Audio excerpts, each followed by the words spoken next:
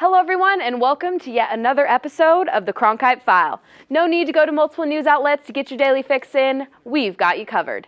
I'm Colette Stein and this is the Cronkite File.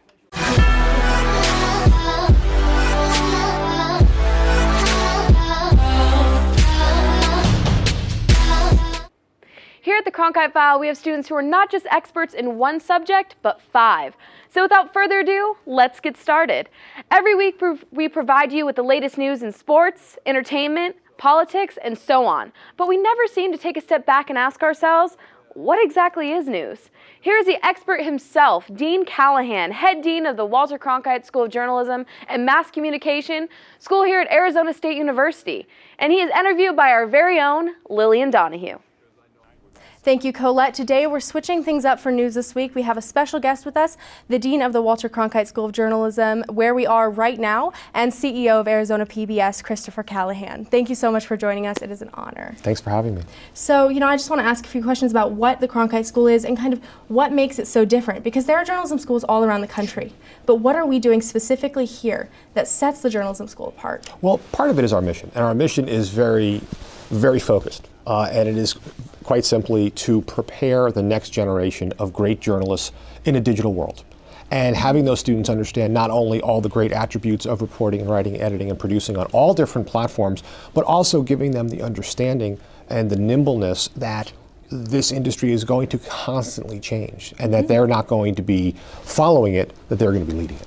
Right. So we're situated in Phoenix, Arizona, which is an awesome place because we're only a few hours away from the border. And we have students going around the state and going to the border. Can you tell me about transnational journalism and what the Cronkite School is doing to kind of go global? Yeah, I mean, I really can't think of a better place for a young person to learn journalism than in this region of the country. First of all, we're in Phoenix, the 6th largest city in the United States. We're in the 11th biggest media market.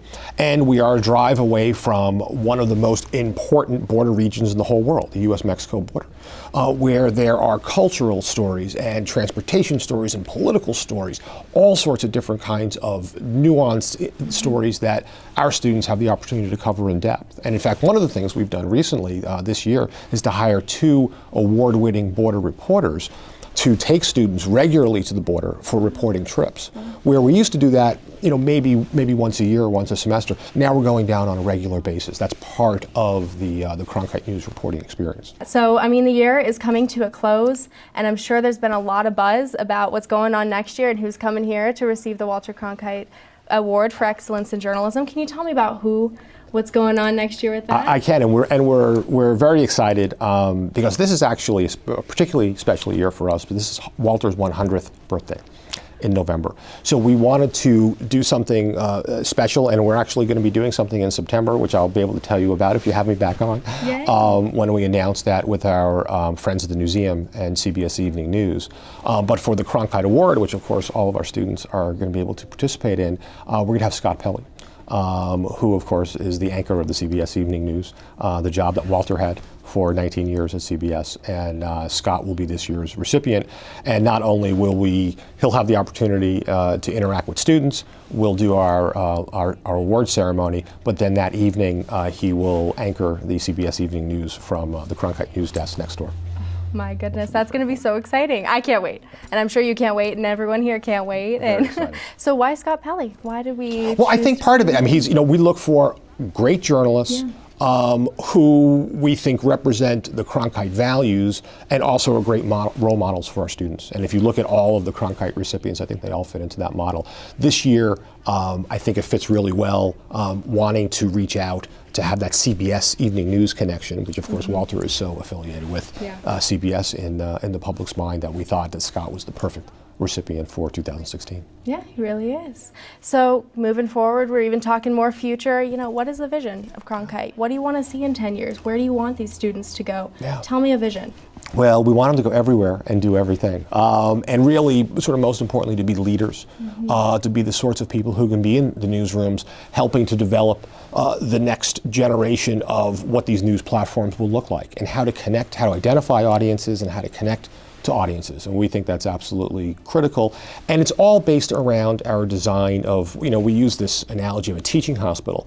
So we've created these immersive learning environments like Cronkite News, like our Washington Bureau and our Los Angeles Bureau and the New Media Innovation Lab and the Public Relations Lab, where every student will have this immersive experience that we think brings in the best attributes of classroom learning and internship learning with professional development in a very, very intensive professional environment. And that, I think, more than anything, is probably the distinguishing characteristic of the Cronkite School. And what we want to do is continue to build on that model for our students, but then also for the community. I mean, there's the byproduct of this is really important news and information for the citizens of the Valley and of Arizona and the Southwest. And as a public university, we think that's an important role. That's perfect. And on that note, thank you so much for joining us. You were a wonderful interview. That'll do it for news. See you later. Thank you both, and a special thank you to Dean Callahan for joining us this week. It was truly an honor. Moving our attention from news to politics, here's Austen Bundy with everything you need to know about the presidential race this week. Thanks, Colette. Not really much to report in politics this week, but in the Republican race for president, Texas Senator Ted Cruz picked up all 14 delegates from the Wyoming Republican Convention on Saturday, inching his way closer to Trump's lead. And speaking of Trump, last week he claimed the Republican National Committee had its rules, quote, stacked against him. Chairman Reince Priebus spoke out against his accusation, saying in the tweet, quote, the nomination process has been known for a year and beyond. It's the responsibility of the campaigns to understand it. Complaints now? Give us a break, end quote. Next week, I'll explain why Donald Trump's claims are wrong according to the Republican rulebook, which was amended in 2012, well before Trump announced his candidacy for the 2016 race. But today is a huge matchup on the Democratic side. Vermont Senator Bernie Sanders and former Secretary of State Hillary Clinton will battle it out in the Big Apple for the great state of New York. Sanders being born in Brooklyn and Clinton a former senator of the state makes this contest a must-win for both candidates. After the debate on Thursday night, Clinton continues to lead Sanders by 10 points in New York, and in the state of California, which has its primary on June 7th, Clinton also leads but by 12. California being the state with the most available delegates will definitely be an indicator as to who will represent the Democrats this November. Well, that's the way it is on both sides of the aisle. Back to you, Colette. Thank you, Austen. And man, how time flies. The NBA playoffs have already started, and Kobe Bryant has played his last game of his career. Let's throw it over to Ethan Kennedy, Anthony Luna, and Chancellor Johnson with more. Thanks, Colette. It sure is a golden time in sports right now. NBA playoffs, NHL playoffs, but we will start with baseball, where one of the best rivalries in the sport, maybe even all of sports, the San Francisco Giants and the Los Angeles Dodgers faced off over the weekend, with the Dodgers taking the series 2-1 at home. In Game 3 of the series, a 40-year-old recording of Vin Scully reading a grocery list was played on air in the third inning, and it's probably the most interesting lineup Scully has ever read. The Chicago Cubs were off to a hot start but ran into the Colorado Rockies, who won 2 out of 3 against the Cubbies. Their win came from Jake Arrieta throwing 8 scoreless. Now over to Anthony Luna with playoff news. Is it rabbit season or is it duck season? Well, it's neither actually, because it's playoff season here in the sports world, and to start it off, we have hockey in the mix. With first round underway here in April, so far it's been a hype fest between the Blues and the Blackhawks, the Lightning and Red Wings, along with the Sharks and the Kings. Down in Chicago, the good old Hawks lost to the Blues on Sunday to give St. Louis a 2-1 lead in the series. The special part about that, Chicago hasn't lost a game after leading for 2 periods in over 2 years. Even worse, they've lost every game played on April 17th since 2012. And the Blues, on the other hand, look to be one of the more scarier teams in the postseason, especially with the emergence of imposing defender Colton Parayko. He can even snipe in a couple goals as well. And for the Lightning and Red Wings, well, tempers have been flaring all over the ice with team fights taking place and even a post-match bench brawl in Game 3. Detroit's Athanasiou also scored his first playoff goal, and the Red Wings are on a hot trail of the Tampa Bay Lightning, who lead the series at 1 point. But pulling away for the first time in a long time in the San Jose Sharks. Their stellar performances against the Kings have left fans scratching their heads, and the players have yet to figure out the missing pieces, which have come at an unfortunate time, really. And the Sharks are leading the series, and the Kings are trying to keep their hopes alive tonight at 7:30 Pacific. If you're not into ice and prefer liquid water instead, well, the Splash Bros have got you covered. In the NBA, the Warriors are breezing by the Rockets, which is very expected considering the leaky defense Houston possesses. Although some questions are being raised after Steph Curry rolled his ankle in Game 1, giving a large concern to his health for the rest of the playoffs. Without him, the Rockets outscore the Warriors 52-50 and hold Golden State to 34% shooting. Something to think about, really. And meanwhile, Reggie Miller is still putting the chokehold on teams even after his retirement 11 years ago. The Raptors, who were the second seed, fell to the Pacers at home, and it is seeming like a theatrical repeat once more for the Toronto team. Meanwhile, Paul George is nothing less than his all-star talent, and it's a real possibility the 7th seed takes the series, which has only happened twice in the past 20 years. And hot out the gates are none other than, you guessed it, the Detroit Pistons. The 8th seed is taking the fight to Cleveland, and it's nothing less than great. Detroit held the lead over the Cavs at one point until LeBron facilitated a comeback through teammates Kevin Love and Kyrie Irving. Still, with the fight that's been seen by the Pistons, the Cavs need to be on their A game for sure. That's all there is to know. More postseason action closing in every day, and now to Chancellor Johnson, who's covering Kobe Bryant's last game. Mamba out. Those were the last words of Kobe Bean Bryant as he exited the court for the very last time. 20 years of greatness. 10 years as the fro-rockin', show-stopping number 8. And 10 more years as the cold-blooded, star-studded, ring-flooded number 24. He dropped 60 in his final game as LA Laker. Yes, you heard it right, 6-0 on the Utah Jazz. The stars from LA came out to see Kobe put on a show for the very last time, and boy, did he ever. He finished 22 of 50 from the field with 4 assists and 4 rebounds.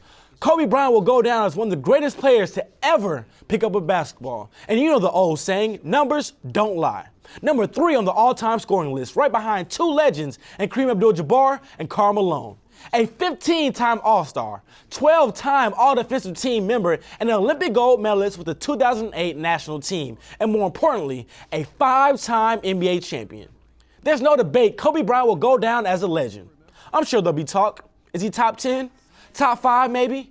But there will be no debate that he left his heart out on the floor every single time he touched the court. Black Mamba, you will be missed. Back to you guys.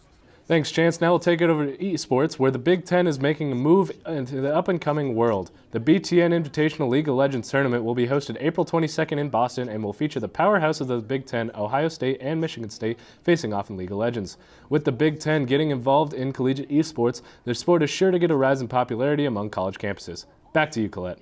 Thanks, boys. While all of our attention was on the NBA this weekend, lots of stuff went down in Hollywood as well.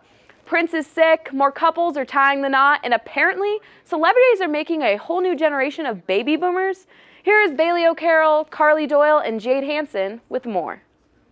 Thanks, Colette. Now for the latest in Hollywood news, let's bring in our celebrity baby specialist, Carly Doyle. It's official, there is a baby boom happening in Hollywood. A little over a week ago, Anne Hathaway announced the birth of her son, Jonathan Rosebanks Shulman. And last Thursday, John Legend and Chrissy Teigen welcomed their baby girl. Her name is Luna Simone Steffens, and in case you're confused, John's real last name is Steffens. Teigen and Legend both gushed about their little girl via social media, and Teigen tweeted, quote, "To everyone asking, John is healing perfectly." In other baby news, the 2 hottest Ryans in Hollywood are expecting baby number 2. Yes, both Ryan Gosling and Ryan Reynolds are expecting their second child. Gosling and wife Eva Mendes welcomed their daughter Esmeralda in 2014. A bit more surprising though, Reynolds and wife Blake Lively are already expecting again. They welcomed daughter James just 16 months ago.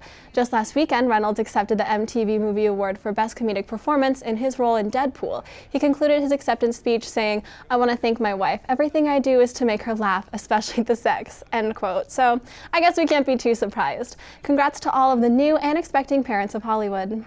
This was a big weekend in Hollywood, but in Indio, California, an extensive list of A-list celebrities flocked to Palm Springs Desert for Coachella. Kylie Jenner debuted yet another hairstyle, this time many colors rather than just one, and Joe Jonas splurged at the Fame Music Festival, dropping more than $10,000 a night on the Bing Crosby mansion, the same house that Marilyn Monroe and John F. Kennedy were rumored to have gotten together in. And now for some happier couple news, we go to insider Jade Hanson. Shawn Johnson is still taking home medals, except this time it's with husband Andrew East. Johnson and East tied the knot this past weekend in a small barn-themed wedding with at least 150 family members and friends gathered together at a private barn in Franklin, Tennessee to celebrate the couple's next big step in their relationship. East, who plays in the NFL for the Oakland Raiders, proposed last July at a Chicago Cubs baseball game at Wrigley Field. Back to you, Bailey. Thanks, Jade. Lastly, Prince, who appears to now be healthy and well. On Friday morning, the pop star's private plane made an emergency landing and he was rushed to the hospital. Sources say he was battling the flu. He, however, did make a full recovery after receiving fluids and got back on his plane and performed Sunday afternoon in Paisley Park, just outside his Minnesota home. That's it for this week in entertainment news. Back to you, Colette. Thank you, ladies. Well, everyone, that is all the time. Wait, aren't we forgetting something? You guys, we haven't done weather. Oh no. Someone get Rachel to the green screen ASAP. Don't worry, Colette, I got you. Here's this week's weather rundown. Today we are looking at a warm 92 degrees and mostly sunny with a low of 63. And that sun will stick around for the rest of the week, so break out the sunscreen, guys. Tomorrow will be at 96 degrees and Thursday will be a high of 98. And following that, Friday at 96 degrees, Saturday and Sunday will be a little cooler at 85 both days. That's your 10-day forecast. I'm Rachel Cord. Back to you, Colette. Thanks for the hustle, Rachel. Well, everyone, that is all the time we have. If today's show was just not quite enough for you, then visit cronkitefile.net for articles and more. As always, we hope you have a great rest of your day, and we will see you next week. Once again, my name is Colette Stein, and this has been the Cronkite File.